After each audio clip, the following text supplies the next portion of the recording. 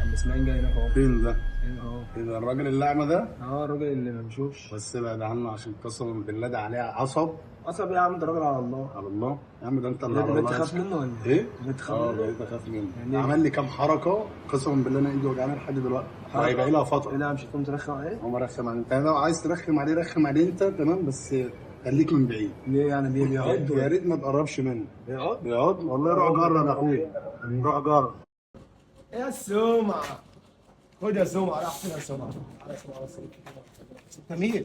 انا مين يا سمعة؟ انا سامع ان انت بتطير في الجو، حسيت ان انت حركات. مين؟ زياد. انت صاحب زياد؟ اه صاحب زياد. طب اوعى تابعه من وش، امشي امشي امشي. ليه بكلمك يا زياد يا عم انت؟ تكلمني مين وتكلمني ليه؟ اوعى كده يا عم من وش، خليني اروح. بقيت بروست، بقيت تطير في الجو. يا جدع انت عايز ايه مني؟ عايز اشوف حركات. تشوف حركات؟ يا عم يلا اتكل على الله، الله يهديك. اتكل على الله، ما اتكل عليك. حول الله يا رب، استغفر الله العظيم يا رب على الصبح. اشوف تشوف وتسمع؟ ما بلاش عشان ما تتاذيش يا ابن الناس. الناس ما بتشوفش عادي انت. يا حول الله يا رب. عايز اشوفك. بقول لك ايه؟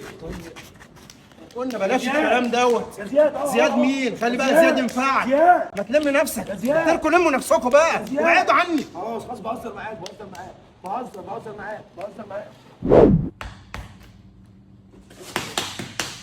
حد بيرخم عليك وانت مش شايفه، ازاي تتعامل معاه بحاسه اللمس. انا مين عادل، مدرب الدفاع عن النفس.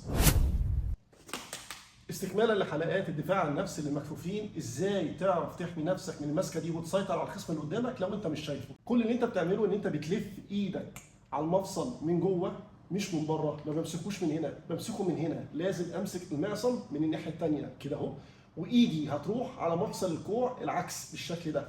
يعني مفصل الكوع هوديه الاتجاه ده، ومفصل المعصم هوديه الاتجاه ده بالشكل ده كده. ولازم احافظ على الزاويه 90 بالمنظر ده كده، تبقى انت متحكم فيه. لان هو لو قاوم معاك انت بايدك انك تكسره حتى لو انا مش شايفه. تعالوا نعملها كده. لو انا عندي مشكله في الرؤيه، او لو انا في مكان مظلم وانا اتمسكت كده اهو، همسك الايد بالشكل ده، لفيت جيت، انا كده متحكم فيه. حد يقول لي طب ما انت كده ممكن بايده الثانيه يوصلك ضربات. اقول لك انت كده متحكم فيه بنسبه 100%. الوضع ده هو وضع الكسر، وفي نفس الوقت هو مؤلم جدا لمفصل المعصم والكوع. فصعب جدا ان هو ايده الثانيه يعرف يعمل بيها اي حاجه، لان اي قرصه بسيطه هو انت فعلا بالفعل متحكم فيه. واقدر برضو امشي بيه لو عايز. والقاعده الشهيره اللي احنا عارفينها، لو انت شخص خفيف او ضرير ومسكت اللي قدامك، اوعى تفكر تسيبه، لانه لو سابك مش بس محتمل انه يجري، ولكن ممكن يكون رد فعله عنيف جدا عليك قبل ما يجري.